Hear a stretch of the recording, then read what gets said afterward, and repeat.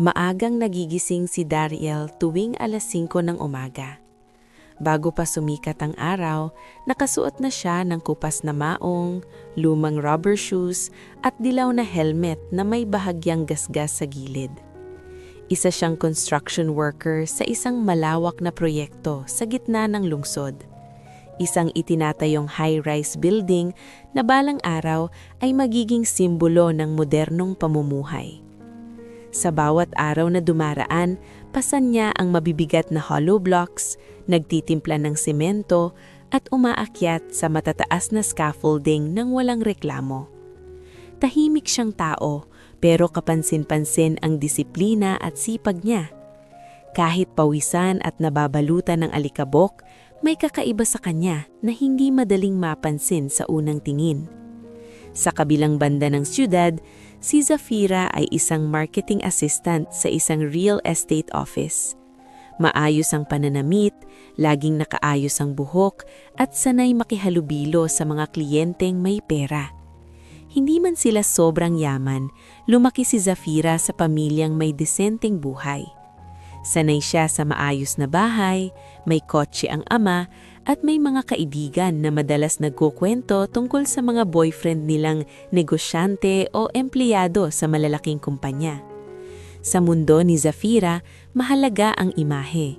Mahalaga kung paano ka nakikita ng iba. Nagkakilala sina Dariel at Zafira sa isang simpleng pagkakataon.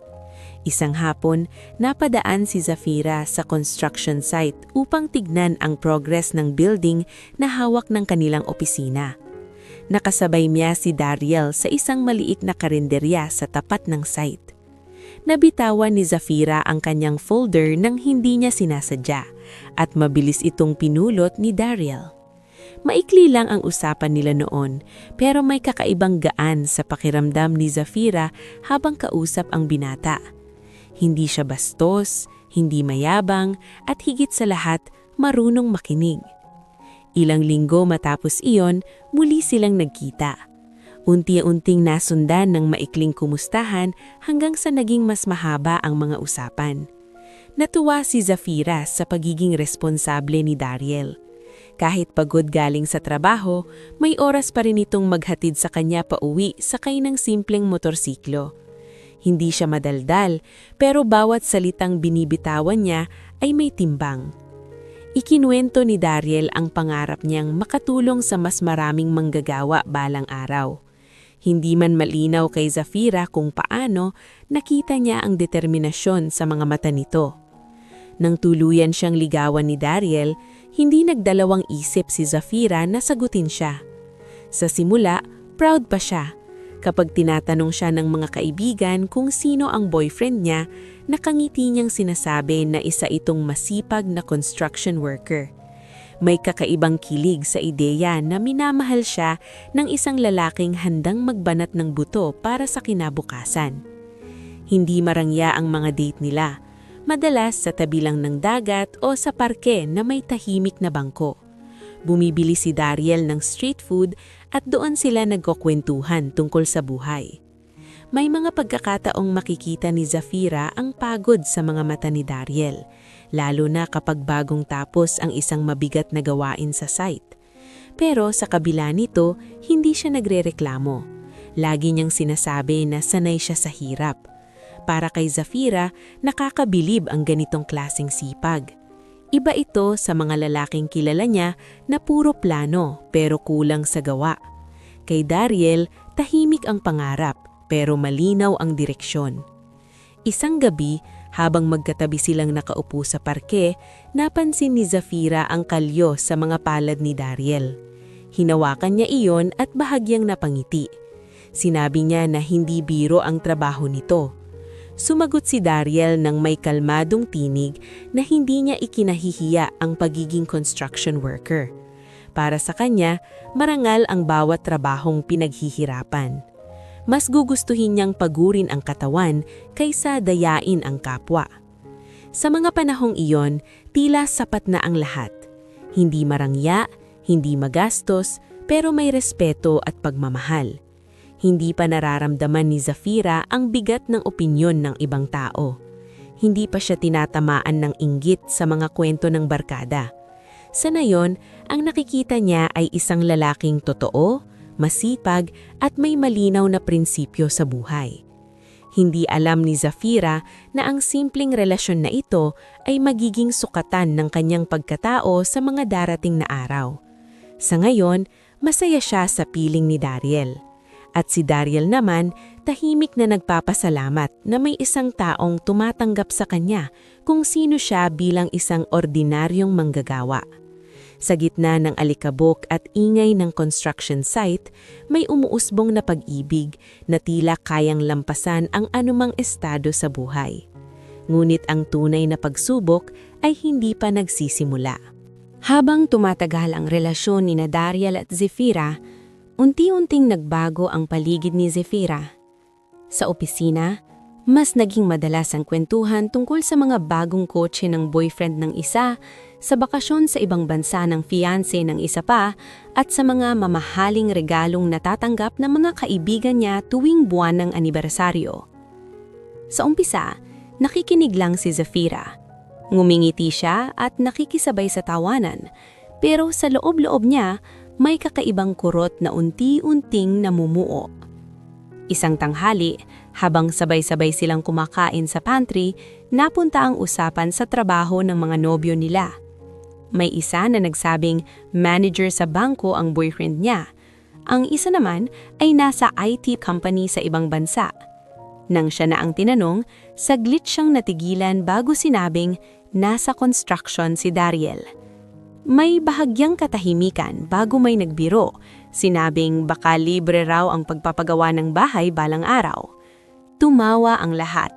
Nakitawa rin si Zafira pero hindi niya maipaliwanag kung bakit tila may kirot sa dibdib niya. Pag-uwi niya ng gabing iyon, sinundo siya ni Dariel sa labas ng opisina. Pawisan nito, halatang galing pa sa site, nakasuot ng kupas na polo at maalikabok ang manggas. Ngumiti ito nang makita siya, pero napansin ni Zafira ang ilang tingin ng mga kasamahan niya mula sa loob ng salamin ng gusali. Hindi niya alam kung bakit bigla siyang nailang. Sa halip na lapitan agad si Dariel, hinintay muna niyang umalis ang ilan sa mga office mate niya bago siya tuluyang sumakay sa motorsiklo nito. Hindi napansin ni Dariel ang pagbabago sa kilos niya. Tulad ng dati, maingat siyang nagmaneho. Sinigurong ligtas silang makarating sa bahay ni Zafira. Pero habang magkatabi sila sa motorsiklo, hindi maiwasan ni Zafira na isipin ang pagkakaiba ng mundo nila. Sa opisina, puro maayos ang bihis, may mga plano sa negosyo at may mga koneksyon. Kay Dariel, simpleng pangarap at pagod ang dala. Makalipas ang ilang araw, may inuman ng barkada ni Zafira sa isang bar. Inanyayahan siya ng mga kaibigan at tinanong kung isasama niya ang boyfriend. Saglit siyang nag-isip bago sinabing hindi na, dahil pagod daw ito sa trabaho. Ang totoo, ayaw niyang makita ng mga kaibigan niya si Dariel na nakasimple lang at hindi sanay sa ganoong lugar. Nang gabing iyon, habang tumatawa siya kasama ang barkada, nag-text si Dariel na nagtatanong kung kumusta ang lakad niya. Sumagot siya ng maikli at malamig, hindi tulad ng dati. Unti-unti, naging mas maingat si Zafira sa social media. Kapag may litrato sila ni Dariel na kuha sa parke o sa karinderya, hindi na niya ito agad iniya-upload. Kung may larawan man, tinitiyak niyang hindi halatang galing ito sa trabaho. Minsan, tinabunan niya pa ang mukha ni Dariel gamit ang filter para hindi masyadong halata ang alikabok sa buhok at damit nito. Hindi niya namamalayan na sa bawat pagtatago niya, unti-unti niyang tinatabunan ang respeto na dati malaya niyang ibinibigay. Isang gabi, naglakas loob si Dariel na yayain siyang kumain sa isang simpleng kainan na madalas nilang puntahan. Dati, masaya siya sa ganun. Ngayon, napansin niyang mas gusto niyang subukan ang mga bagong cafe na uso sa social media. Nang sabihin ni Dariel na doon na lang muna sila ngayon dahil nagtitipid siya para sa isang plano sa hinaharap, napataas ng kilay ni Zafira. Hindi niya alam kung bakit biglang tila hindi na sapat ang dating sapat. Napansin din ni Dariel ang bahagyang distansya. Mas madalas nang hawak ni Zafira ang cellphone niya kapag magkasama sila. Mas maikli na ang mga sagot. Kapag pinag-uusapan ng pangarap, hindi na siya gaanong kasabik makinig. Ngunit sa halip na magreklamo, mas lalo pang nagdoble kayod si Dariel sa site. Iniisip niya na baka pagod lang si Zafira o may pinagdaraanan sa trabaho. Sa opisina naman, mas lumalim ang impluensya ng mga kaibigan ni Zafira. May isang nagsabing dapat daw pumili ng lalaking may direksyon at kayang ibigay ang marangyang buhay. May isa pang nagkomento na sayang ang ganda at talino niya kung mananatili siya sa isang lalaking walang kasiguraduhan. Unti-unti, pumasok sa isip ni Zafira ang mga salitang iyon. Hindi pa niya inaamin sa sarili pero nagsisimula na niyang mahiya. Sa kabila ng lahat, patuloy pa ring nagmamahal si Dariel ng tahimik.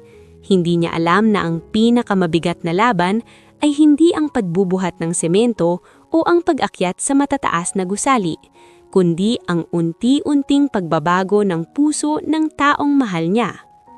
At si Zafira, sa bawat araw na mas pinapahalagahan niya ang opinyon ng iba, ay palapit ng palapit sa isang desisyon na maglalayo sa kanilang ng tuluyan. Isang mainit na tanghali, abala ang opisina ni Zafira sa paghahanda para sa isang mahalagang presentation sa kliyente. Lahat ay namamadali. May mga papeles na inaayos at may mga tawag na kailangang sagutin. Sa gitna ng abalang iyon, napansin ni Zafira na naiwan niya ang lalagyan ng baon sa apartment. Nag-text siya kay Dariel na baka pwede itong daanan sandali at ihatid sa kanya kung hindi masyadong abala. Hindi nag-atubili si Dariel. Kahit katatapos lang ng kalahating araw sa site at puno pa ng alikabok ang damit, agad siyang sumakay sa motorsiklo, dala ang baon na maingat niyang inilagay sa isang eco bag. Pagdating niya sa harap ng opisina, sandali siyang nag-ayos ng itsura. Pinagpag niya ang manggas ng polo, tinanggal ang helmet at huminga ng malalim.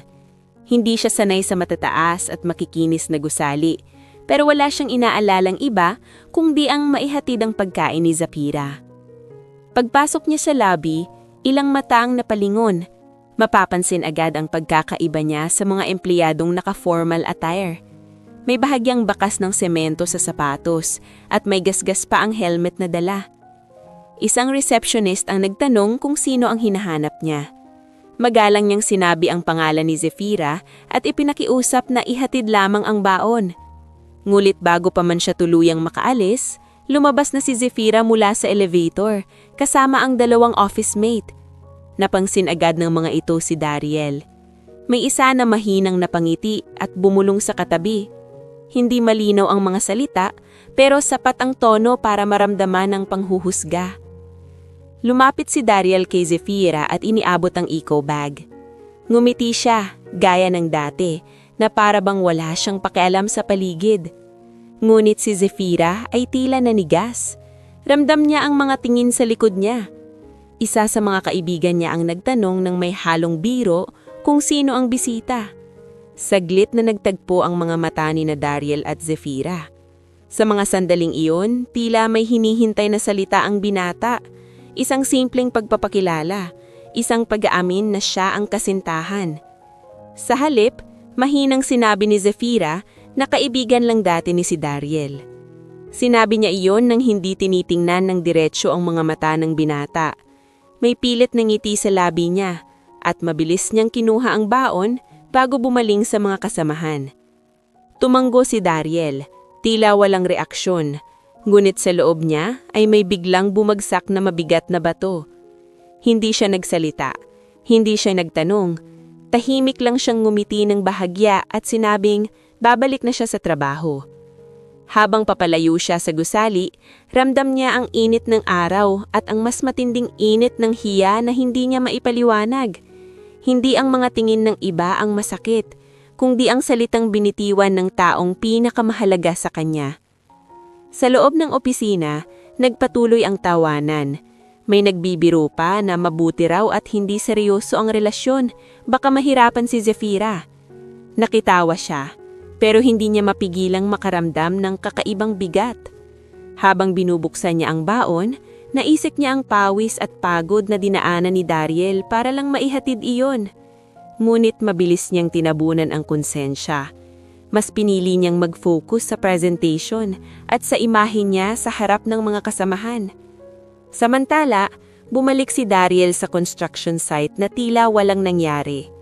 Tahimik siyang bumuhat muli ng mga materyales, umakyat sa scaffolding at sumunod sa utos ng foreman.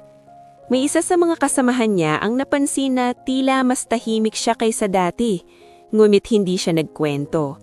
Sanay siyang kimkimin ng sakit.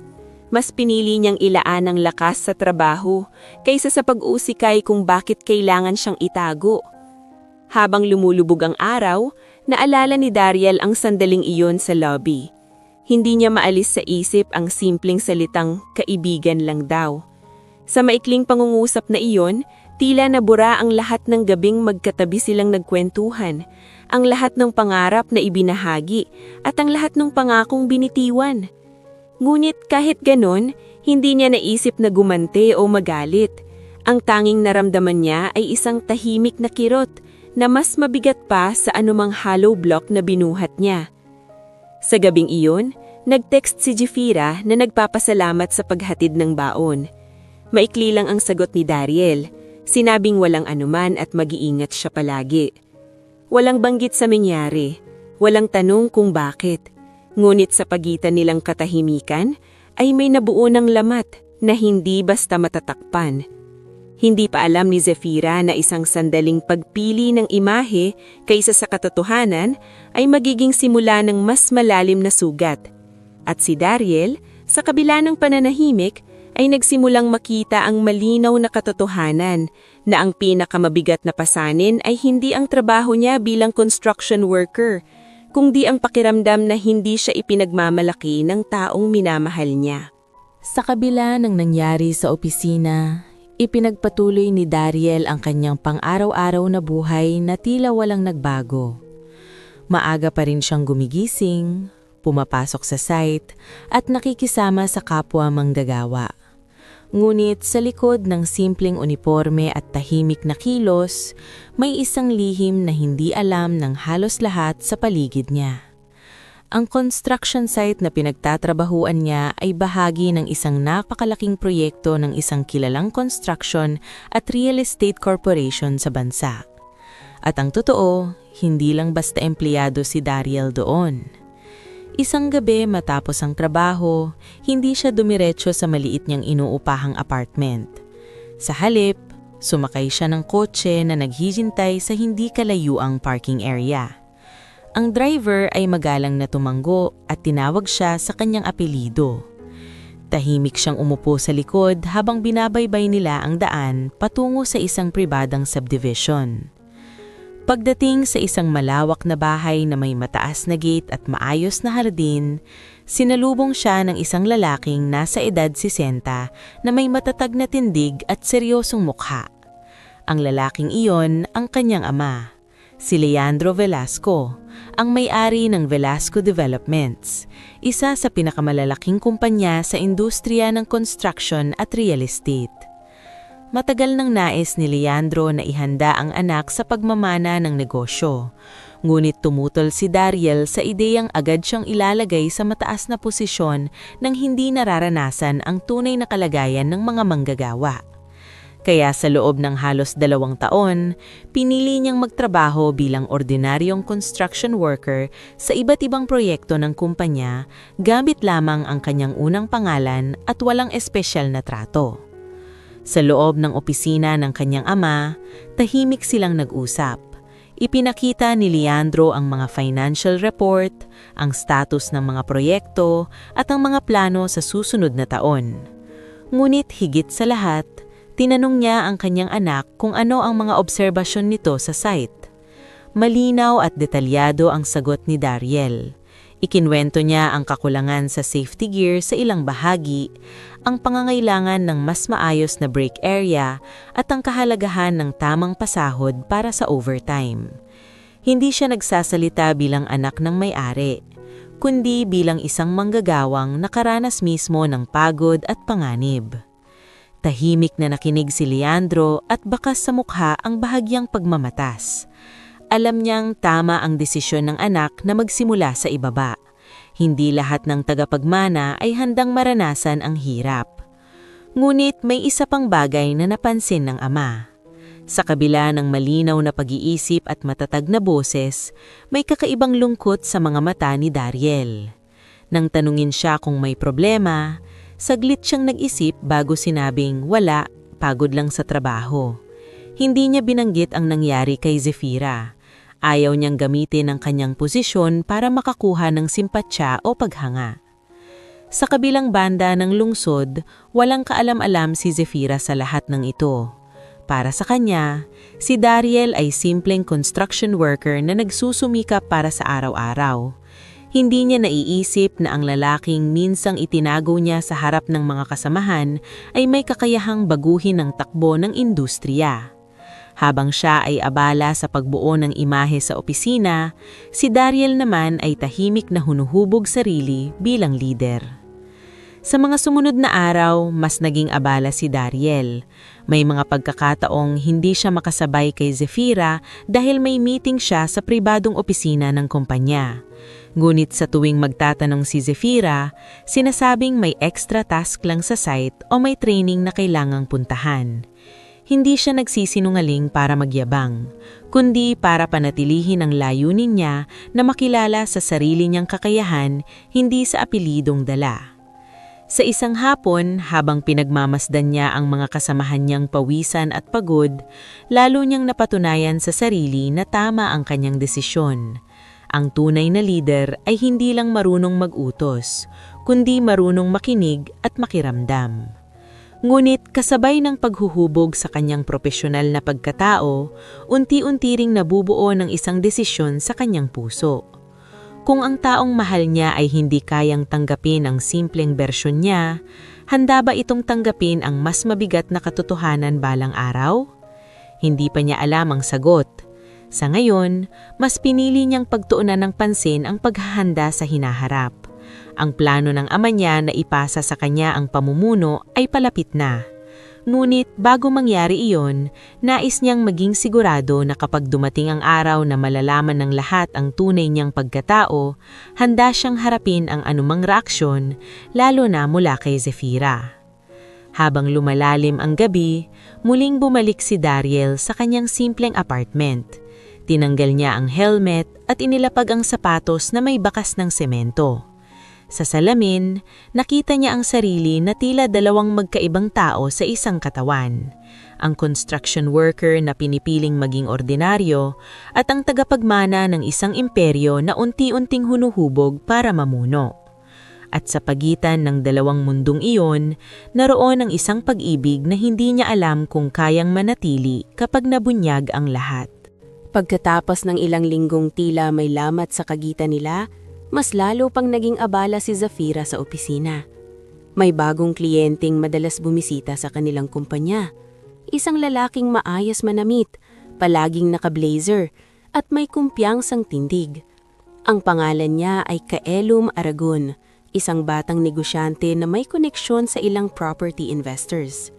Madalas itong makipagpulong sa kanilang manager, at sa tuwing naroon siya, kapansin-pansin ang paraan ng pakikitungo niya kay Zefira. May mga papuri tungkol sa husay nito sa presentation, may mga paanyaya para magkape pagkatapos ng meeting, at may mga ngiting tila may kasamang interes. Sa simula, profesional lang ang pakikitungo ni Zefira.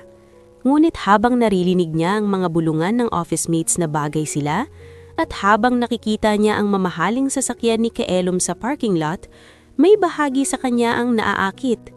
Hindi tulad ni Dariel na pawisan at pagod tuwing sundo, si Kaelum may laging mabango, maayos ang buhok, at tila walang alikabok na kailanman didikit sa balat. Hindi niya maiwasang ikumpara ang dalawa. Isang gabi, nag-text si Dariel na hindi siya makakasundo dahil may dagdag na gawain sa site. Ang totoo, may meeting siya sa opisina ng kumpanya kasama ang ama niya at ilang board members tungkol sa pagpapalawak ng proyekto. Ngunit kay Zefira, sinabi lamang niyang may overtime. Sa gabing iyon, tinanggap ni Zafira ang paanyaya ni Kaelum na magkape pagkatapos ng trabaho. Sinabi niya sa sarili na wala namang masama kung makikipagkita siya bilang kaibigan. Sa kafe na may malambot na ilaw at tahimik na musika, magaan ang usapan nila. Ikinwento ni Kaelum ang mga business trip niya sa ibang bansa, ang mga planong investment at ang mga bagong proyekto na hawak niya. Nakikinig si Zafira ng may halong paghangma. Nang tanungin siya tungkol sa boyfriend niya, sandali siyang natigilan bago sinabing simple lang ang trabaho nito. Hindi na niya idinetalye, hindi na niya ipinagmamalaki. Habang lumilipas ang mga araw, naging mas madalas ang pag-uusap nila ni Kaelum. May mga lunch na sabay, may mga tawang ng gabi na tungkol daw sa trabaho pero nauuwi sa personal na kwento. Sa bawat mensaheng natatanggap niya, tila mas lumalayo ang isip niya kay Dariel. Kapag kasama niya ang binata sa parke o sa simpleng kainan, hindi na ganun kasigla ang ngiti niya. Mas madalas siyang tahimik, mas madalas na nakatingin sa cellphone. Isang hapon, niyaya siya ni Kaelum sa isang mas formal na dinner kasama ang ilang kaibigan nitong negosyante. Bago siya umalis ng apartment, tinawagan siya ni Dariel para kumustahin ang araw niya at magyaya na magkita sandali. Sinabi ni Zafira na pagod siya at kailangang magpahinga. Ngunit matapos ang tawag, nag-ayos siya at sumakay sa kotse ni Kaelum. Hindi man tahasang umaamin sa sarili, alam niyang mali ang ginagawa niya.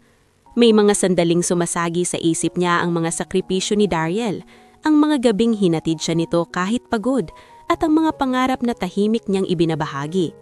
Ngulit mas pinili niyang ituon ang pansin sa kinang ng bagong mundong iniaalok sa kanya.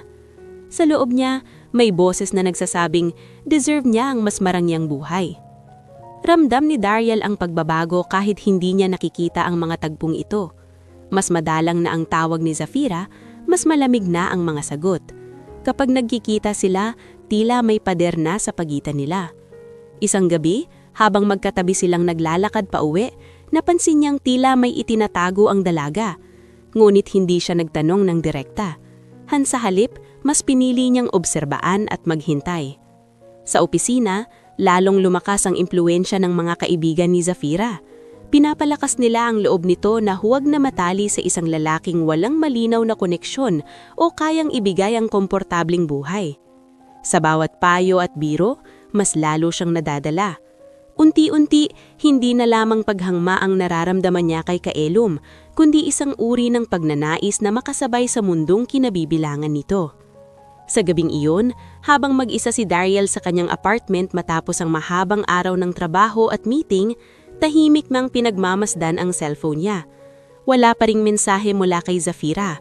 Hindi niya alam ang eksaktong nangyayari, ngunit malinaw sa kanya na may maliit ng kasinungalingang namumuo sa pagitan nila. At alam niyang sa sandaling iyon, nagsisimula ang isang desisyon na maaaring tuluyang magpabago sa takbo ng kanilang relasyon. Isang Sabadong hapon, matapos ang mahabang linggo sa site at sa sunod-sunod na meeting na lihim niyang dinadaluhan, nagpasya si Dariel na dumaan sa isang mall malapit sa opisina ni Zafira. May bibilhin sana siyang simpleng regalo, isang maliit na kwintas na nakita niya sa isang stall. Hindi mamahalin pero may disenyong alam niyang magugustuhan ng dalaga. Tahimik siyang naglalakad sa loob ng mall, suot ang simpleng polo at maong, nang bigla siyang mapahinto.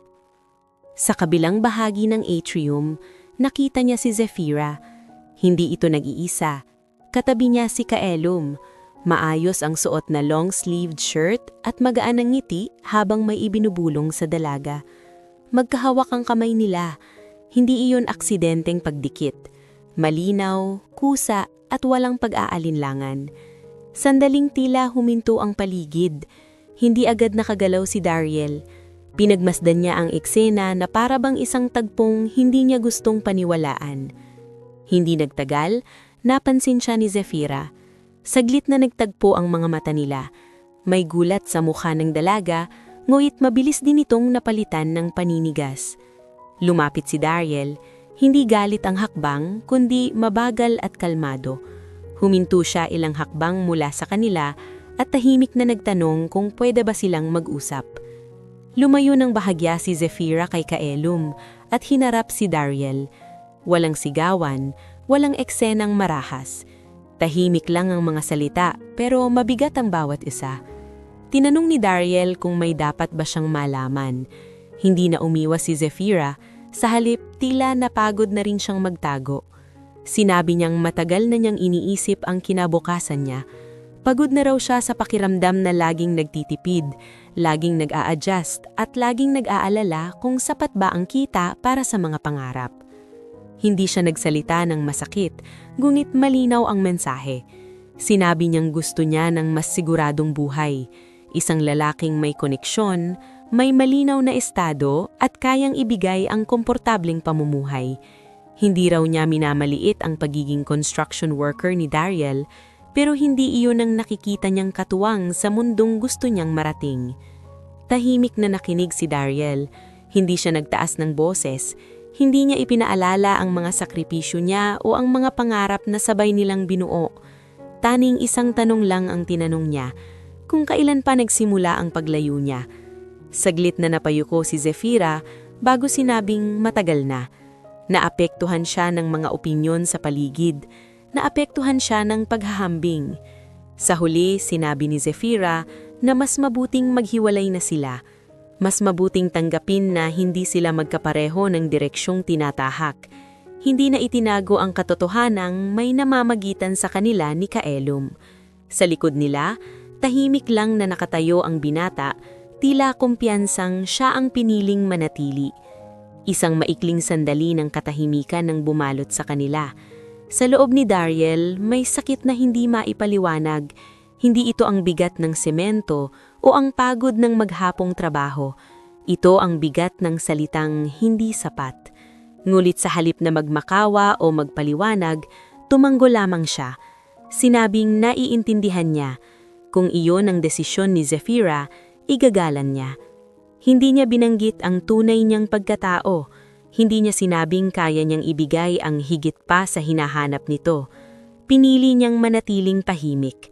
Hindi niya nais na makuha ang pagmamahal ng isang taong ang batayan ay estado sa buhay.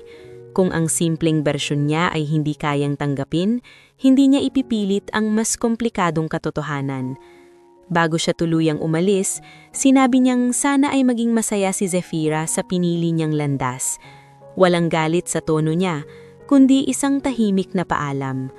Iniwan niya roon ang maliit na kahon ng kwintas sa bulsa, hindi niya na inilabas pa. Dahan-dahan siyang naglakad palayo, hindi lumingon kahit ramdam niyang may bahagi sa kanya ang naiwan sa gitna ng mall na iyon. Nang gabing iyon, bumalik siya sa kanyang apartment na mas tahimik kaysa dati. Hindi siya umiyak, hindi siya nagwala. Umupo lamang siya sa gilid ng kama at pinagmasdan ng mga kamay niyang may kalyo. Naisip niyang ang hirap ng trabaho ay kayang tiisin, ngunit ang sakit ng pagtalikod ng taong minahal niya ay ibang uri ng pagsubok. Sa kabilang banda, nagpatuloy si Zephyra sa piling ni Kaelum. Iniisip niyang iyon ang tamang hakbang para sa kinabukasan niya. Hindi pa niya alam na ang desisyong iyon ang magiging simula ng pinakamalaking pagkakamali sa buhay niya. At si Dariel, sa kabila ng sakit, ay mas naging malinaw ang landas niya. Kung mawawalan man ng pag-ibig, hindi niya hahayaang mawala ang respeto niya sa sarili. Ilang linggo matapos ang hiwalayan nila ni Zephyra, mas naging tahimik si Dariel sa construction site. Hindi na siya nagkukwento, mas lalong hindi siya nagbabanggit ng personal na bagay. Ngunit sa likod ng katahimikang iyon ay isang malinaw na paghahanda. Mas naging masigasig siya sa pag-oobserba sa bawat proseso, mula sa pagdating ng materyales hanggang sa pag-compute ng oras ng mga manggagawa. Sa gabi naman, patuloy ang mga pribadong pulong niya kasama ang ama at ang ilang miyembro ng board ng Velasco Developments. Isang umaga, naglabas ng opisyal na anunsyo ang kumpanya. Ipapatawag ang lahat ng department heads at project supervisors sa main office para sa isang mahalagang pahayag. Maging ang mga site workers ay inabisuhan na may darating na pagbabago sa pamumuno. Kumalat ang balita sa loob ng proyekto. May mga nagbulungan na baka magre-retiro na ang matagal ng CEO. May mga nag-alala kung may tatanggalin bang empleyado. Sa mismong araw ng anunsyo, hindi pumasok si Dariel sa site. Sa halip, dumiretso siya sa head office ng kumpanya. Suot niya ang isang maayos na charcoal gray suit, malinis na sapatos at nakaayos ang buhok. Wala ang alikabok, wala ang kupas na polo at wala ang helmet na madalas niyang dala. Sa salamin ng elevator, tila ibang tao ang nakikita niya. Mulit sa loob, siya pa rin ang lalaking nakaranas magbuhat ng hollow blocks sa ilalim ng matinding araw. Sa malaking conference hall, naroon ang mga senior managers, department heads at ilang piling empleyado. Nasa harap ang kanyang ama, si Leandro Velasco, na may hawak na mikropono. Matapos ang maikling talumpati tungkol sa mga taon ng paglago ng kumpanya, inihayag nito ang kanyang pagre-retiro bilang CEO. Saglit na katahimikan ang bumalat sa silid bago niya ipinakilala ang bagong mamumuno. Nang banggitin ang buong pangalan ni Dariel Velasco, may mga mukhang nagulat. Ang iba ay nagbulungan, ngunit ang mas malaking pagkabigla ay nang pumasok si Dariel sa harap. Tuwid ang tindig at kalmado ang hakbang. May ilang manager na agad nakilala ang apelyido, ngunit para sa mga empleyadong nakakita sa kanya sa site bilang simpleng manggagawa, tila hindi sila makapaniwala. Sa kanyang maikling talumpati, hindi niya binanggit ang personal niyang buhay. Hindi rin niya ikinuwento ang mga pinagdaanan niya sa relasyon. Sa halip, ibinahagi niya kung bakit niya piniling magsimula sa ibaba. Sinabi niyang nais niyang maintindihan ang tunay na kalagayan ng bawat laborer, ang pagod, ang panganib, at ang kakulangan na madalas hindi nakikita ng mga nasa opisina. Ipinangako niyang sa ilalim ng kanyang pamumuno, bibigyang halaga ang kaligtasan, tamang sahod, at respeto sa bawat manggagawa.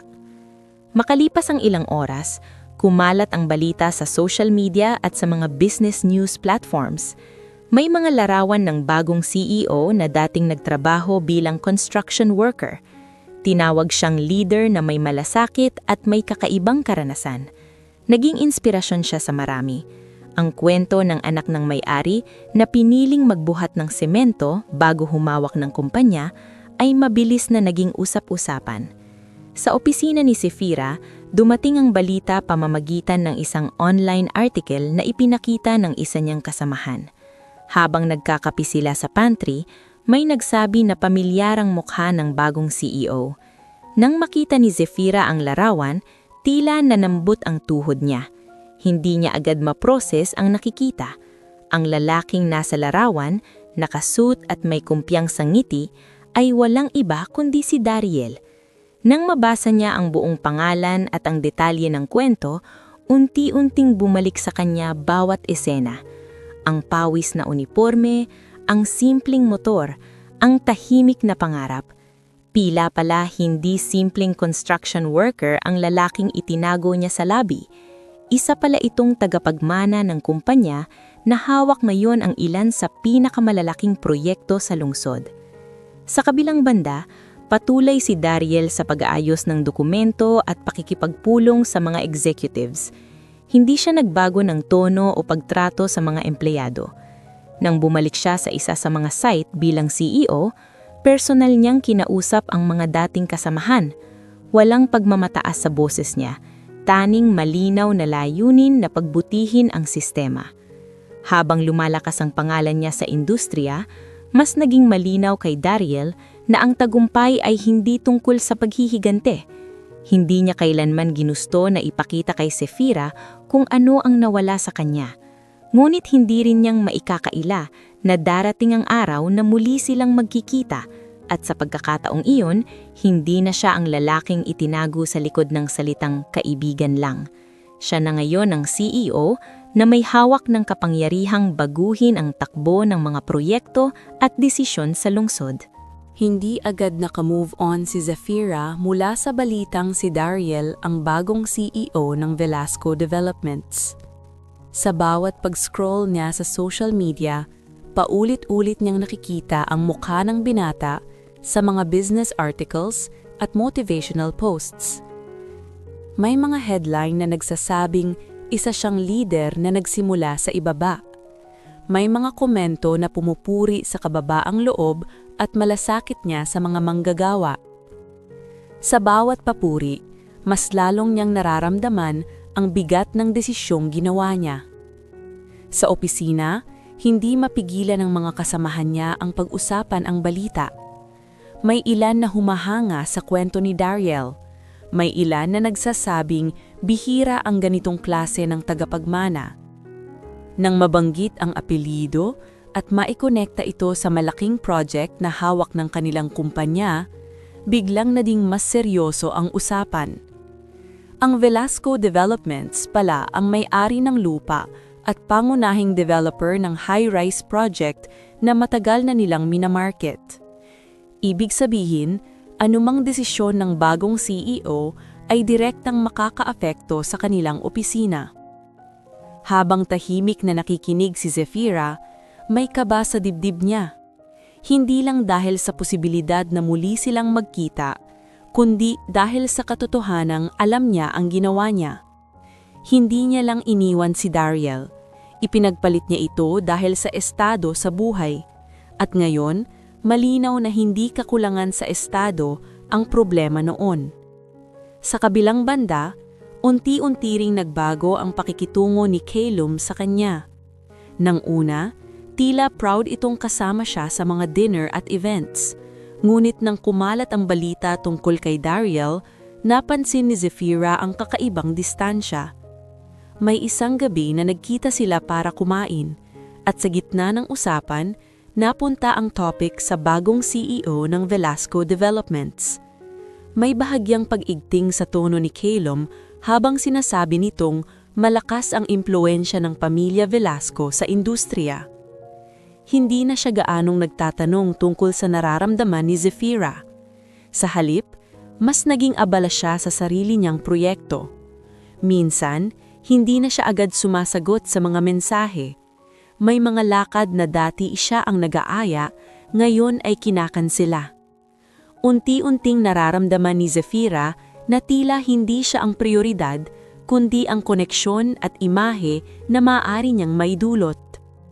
Isang hapon, diretsahang sinabi ni Calum na kailangan niyang mag-focus sa negosyo at hindi siya handang mag-commit sa isang seryosong relasyon. Wala itong binanggit na ibang dahilan, ngulit malinaw ang mensahe. Kung wala nang dagdag na pakinabang, mas madaling lumayo. Tahimik lang si Zefira habang nakikinig.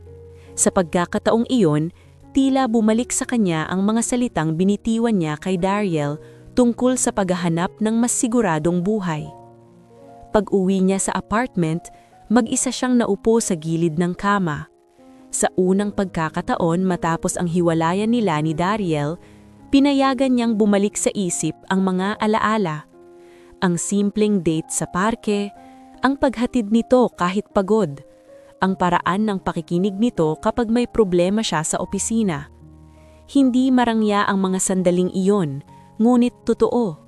Hindi puno ng pangako ng mamahaling bagay, kundi ng malinaw na respeto. Ngayon, wala na si Calum, at si Dariel, ang lalaking tinanggihan niya, ay mas mataas pa sa estado na hinanap niya. Ngunit higit pa roon, malinaw sa kanya na hindi pera ang dahilan kung bakit siya nasaktan noon. Ang mas masakit ay ang katotohanang ipinagpalit niya ang isang taong minahal siya ng totoo para sa isang ilusyon ng mas magandang imahe. Sa opisina, dumating ang balitang magkakaroon ng formal meeting ang kanilang kumpanya kasama ang Velasco Developments para sa renewal ng kontrata. Nang marinig ni Zefira ang detalye, nanikip ang dibdib niya. Alam niyang hindi maiiwasan ang muling pagkakita, ngunit higit sa kaba, may pagsisisi na mas malalim kaysa sa takot. Habang pinagmamasdan niya ang sarili sa salamin, napagtanto niyang hindi siya nawalan dahil hindi mayaman si Dariel noon. Nawalan siya dahil mas pinili niyang makinig sa ingay ng iba kaysa sa tahimik na katotohanan ng sarili niyang puso. At ngayon, haharap siya sa lalaking minsan niyang tinago sa likod ng salitang kaibigan lang Dala ang bigat ng pagkakamali na siya mismong ang gumawa. Dumating ang araw ng meeting sa pagitan ng kanilang real estate office at ng Velasco Developments. Maaga pa lamang ay ramdam na ni Zafira ang kakaibang bigat sa dibdib. Maayos ang suot niyang blazer at plansyado ang slacks, ngunit hindi nito maitatago ang kaba sa mga kamay niyang bahagyang nanginginig habang inaayos ang mga dokumento para sa presentation. Hindi siya ang team leader, ngunit kasama siya sa core group na magpe-present ng marketing proposal para sa renewal ng kontrata. Sa conference room ng Velasco Developments, malamig ang hangin at tahimik lang paligid. Isang mahabang mesa ang nasa gitna. May mga upuang nakapwesto sa magkabilang panig. Ilang minuto bago magsimula ang meeting, isa-isa nang pumasok ang mga executive ng kumpanya. Nang bumukas ang pinto at pumasok si Dariel, tila bumagal ang oras para kay Zafira. Maayos ang kanyang suot na navy suit. Tuwid ang tindig at kalmado ang mga mata. Walang bakas ng galit o kayabangan. Ang lalaking minsang naghatid sa kanya ng baon sa lobby ng opisina ay ngayon nakaupo sa dulo ng mesa bilang pinuno ng buong kumpanya.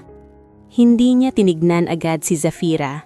Sa halip, binati niya ang buong team ng profesional at inanyayahang magsimula ang presentation.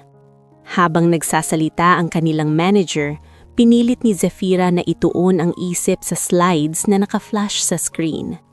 Ngulit sa bawat pag-angat niya ng tingin, naroon si Dariel, tahimik na nakikinig. May hawak na ballpen at may ilang sinusulat sa notepad. Walang ekspresyon ng mukha niya na magbibigay ng pahiwatig kung ano ang iniisip. Ang kanyang boses ng magsalita ay kalmado at malinaw. Nagtatanong ng mga technical na detalye tungkol sa timeline, budget allocation, at projected sales. Nang siya na ang nakatakdang mag-present ng bahagi tungkol sa target market analysis, bahagyang naglaho ang kumpiyansa ni Zafira. Ramdam niya ang bigat ng bawat salitang binibigkas. Ngunit sa halip na punahin o pahiyain siya, nakinig si Dariel ng maayos. May ilang follow-up question siya, ngunit hindi ito matalim o mapanakit. Para lamang itong isang CEO na sinusuri ang proposal, hindi isang dating kasintahang may sugat sa puso. Matapos ang presentasyon, nagkaroon ng maikling diskusyon sa pagitan ng dalawang kumpanya. Ipinahayag ni Dariel na interesado sila sa partnership, ngunit may ilang kondisyon na kailangang i-review bago tuluyang aprobahan ang renewal. Ang tono niya ay propesyonal at patas. Walang bakas ng personal na emosyon sa mga desisyon. Sa buong oras na iyon, unti-unti napagtanto ni Zafira ang isang bagay. Hindi ginamit ni Dariel ang posisyon niya para gumanti o pakita ng kapangyarihan. Hindi siya pinahiya, hindi siya binalikan ng masasakit na salita. Sa halip, ipinakita niya kung paano maging leader na hiwalay ang personal na nakaraan sa propesyonal na tungkulin. Nang matapos ang meeting at nagsimula ng magligpit ang mga tao, nagtagpo sandali ang mga mata nila. Walang sinabi si Dariel, ngunit may maikling tanggo siyang ibinigay bilang paggalang. Sa simpleng kilos na iyon, mas lalong naramdaman ni Zafira ang hiya. Kung may galit man sana, baka mas madali para sa kanya. Ngunit ang katahimikan at dignidad ni Dariel ang mas mabigat tanggapin. Paglabas nila ng building, tahimik ang team nila. May pag-asa sa tono ng kanilang manager na mukhang positibo ang naging resulta ng meeting. Ngunit para kay Zafira, ang mas mahalagang nangyari ay ang pagharap niya sa lalaking minsan niyang minamaliit dahil sa trabaho nito. Habang pauwi siya, paulit-ulit sa isip niya ang imahe ni Dariel sa dulo ng mesa, ang malinaw na boses at ang paraan nitong pakikitungo sa lahat. Hindi ito ang lalaking nangangailangan ng aprobasyon ng iba. Hindi ito ang lalaking dapat ikahiya. At higit sa lahat, hindi ito ang lalaking nababagay lamang sa simpleng buhay na dati niyang inaakala. Sa unang pagkakataon mula nang maghiwalay sila, hindi lang pagsisisi ang naramdaman niya. May paghangharin, ngunit may kasamang masakit na katotohanan. Ang taong tinanggihan niya dahil sa estado sa buhay ay mas malawak pala ang mundo kaysa sa inaakala niya. At sa pagkakataon iyon, malinaw sa kanya na ang tunay na tagumpay ay hindi ang pag-angat ng posisyon, kundi ang kakayahang manatiling maayos at marangal sa harap ng taong minsang nanakit sa iyo. Matapos ang meeting, hindi agad umalis si Zafira sa lobby ng Velasco Developments. Nakatingin siya sa marmol na sahig, tila nag-iipon ng lakas ng loob. Ilang beses niyang tinanong ang sarili kung may karapatan pa ba siyang lumapit. Ngulit alam niyang kung hindi niya haharapin ang nakaraan, mananatili itong sugat na hindi maghihilom. Sa kabilang dako, nasa loob ng opisina si Dariel. Nakaupo sa likod ng malaking mesa na dati pag-aari ng kanyang ama. May ilang dokumentong kailangang pirmahan at mga email na kailangang sagutin. Ngunit sa likod ng pagiging abala, alam niyang darating ang sandaling haharap siya kay Zafira nang hindi bilang CEO at hindi bilang construction worker, kundi bilang lalaking minsang nagmahal. Makalipas ang ilang minuto, kumatok si Zafira sa pinto ng opisina niya. Nang marinig ang mahinang pumasok, bumukas ang pinto at nagtagpo muli ang kanilang mga mata. Hindi na ito conference room na puno ng ibang tao.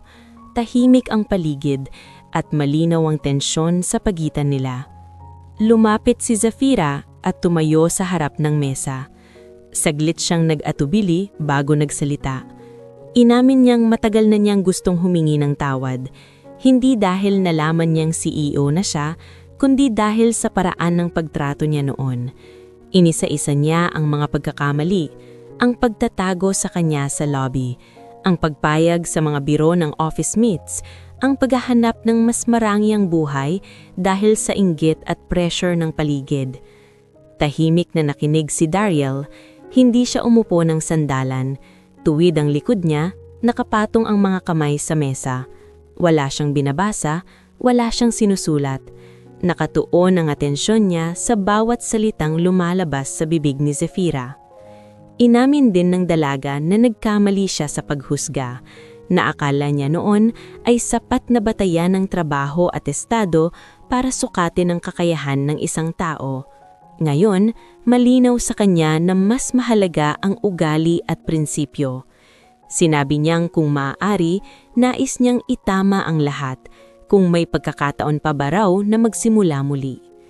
Saglit na nanahimik si Dariel bago siya nagsalita.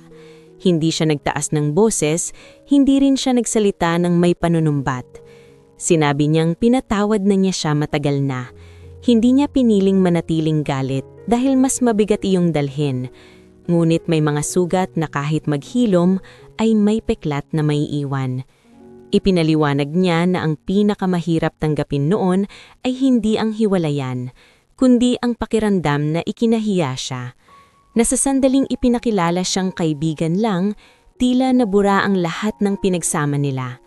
Hindi niya hinangad na ipagmalaki siya bilang mayaman o may posisyon, ang nais lamang niya noon ay tanggapin siya ng buong buo. Sinabi ni Dariel na hindi siya nagbago dahil naging CEO siya. Ang mga prinsipyo niya ay pareho pa rin. Ngunit natutunan niyang may mga taong dumarating para turuan tayo ng mahalagang aral, hindi para manatili habang buhay.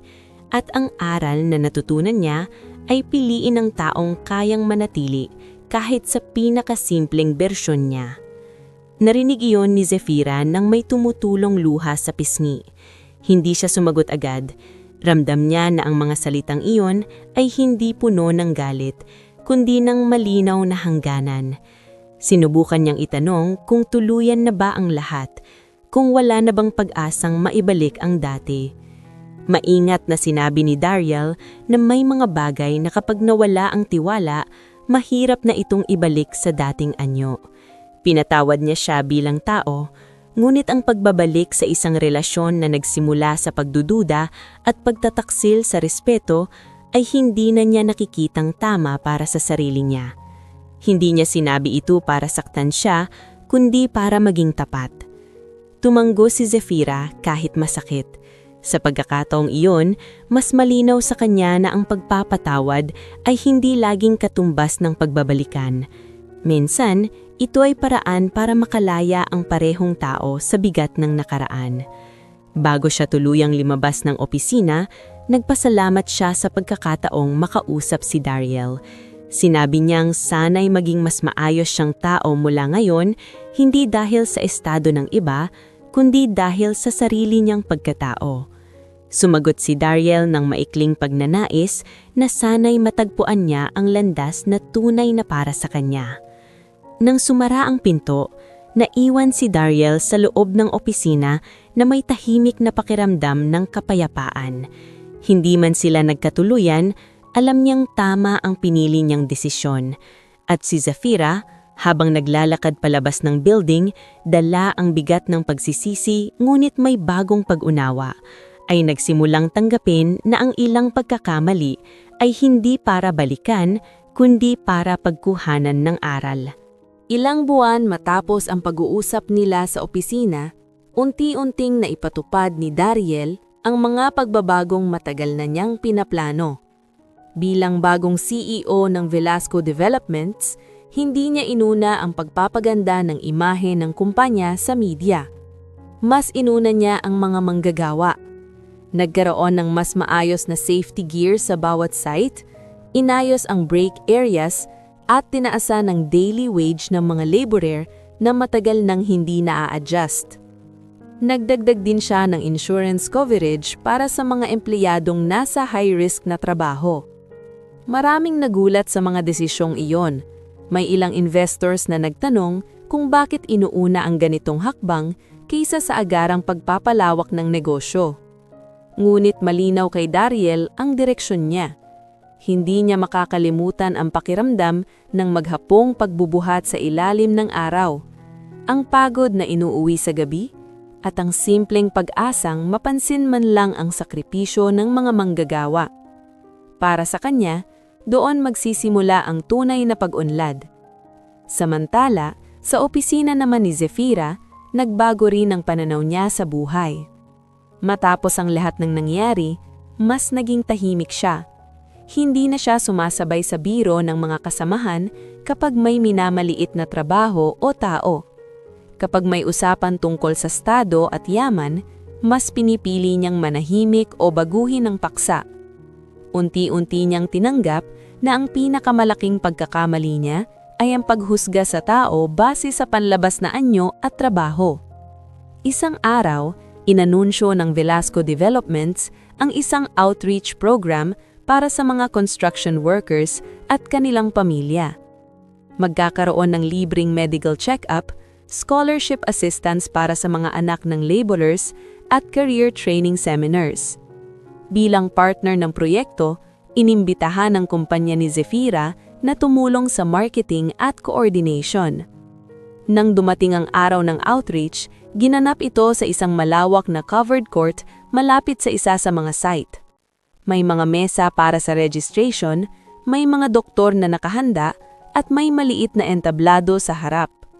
Naroon si Dariel, hindi nakasuit, kundi nakasimple, ngunit maayos na polo, nakikipagkamay sa mga manggagawa at nakikipag-usap sa kanilang pamilya.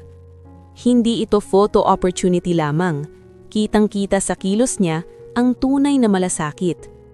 Habang nag-aasikaso si Zefira sa registration area, napatimin siya sa entablado kung saan nagsasalita si Dariel. Hindi ito tungkol sa negosyo o kita. Ang binabanggit niya ay pasasalamat sa mga taong bumubuo ng bawat gusali. Sinabi niyang walang proyekto ang matatapos kung wala ang pawis at tiyaga ng mga laborer. Ang mga salitang iyon ay hindi lamang pang press release. Galing ito sa isang taong nakaranas mismo ng pagiging isa sa kanila. Sa sandaling iyon, tuluyang naunawaan ni Zefira ang isang bagay. Hindi lang pera o posisyon ang dahilan kung bakit mataas ang narating ni Dariel. Ito ay ang karakter, ang prinsipyo at ang kakayahang manatiling mapagkumbaba kahit nasa tuktok na. Naalala niya ang mga panahong magkatabi silang nakaupo sa park, ang mga simpleng pangarap na ikinikwento nito. Noon pa man, malinaw na ang puso ng binata. Siya lamang ang hindi nakakakita. Nagtagpo muli ang kanilang mga mata matapos ang programa. Gumiti si Dariel ng magalang at bahagyang tumanggo. Wala nang bigat, wala nang galit. Isang tahimik na pagkilala na minsan silang naging bahagi ng buhay ng isa't isa. Lumapit si Zefira at nagpasalamat sa pagkakataong maging bahagi ng outreach. Hindi na ito hingi ng tawad. Isa na itong simpleng pagpapahalaga sa ginagawa ng kumpanya. Hindi na sila nag-usap tungkol sa nakaraan. Hindi na rin iyon kailangan. Ang mas mahalaga ay ang direksyong tinatahak nila ngayon. Si Dariel ay patuloy na pinapalaki ang kumpanya na may malasakit sa mga manggagawa. Si Zefira naman ay natutong magsikap, hindi umaasa sa koneksyon o estado ng iba. Mas pinili niyang pagbutihin ang sarili, hindi para magmukhang bagay sa mundo ng mayayaman, kundi para maging karapat-dapat sa respeto. Sa huli, hindi sila nagkatuluyan, ngunit malinaw ang aral na iniwan ng kanilang kwento. Ang kayamanan ay maaring mawala o madagdagan, ngunit ang pagtrato sa kapwa sa oras ng kanilang kahinaan ang tunay na sukatan ng pagkatao. At sa mundong madalas masyadong maingay sa paghahambing at pagmamayabang, nanatiling tahimik ngunit matatag ang katotohanan na ang pinakamahalagang halaga ay hindi nakikita sa posisyon, kundi sa puso.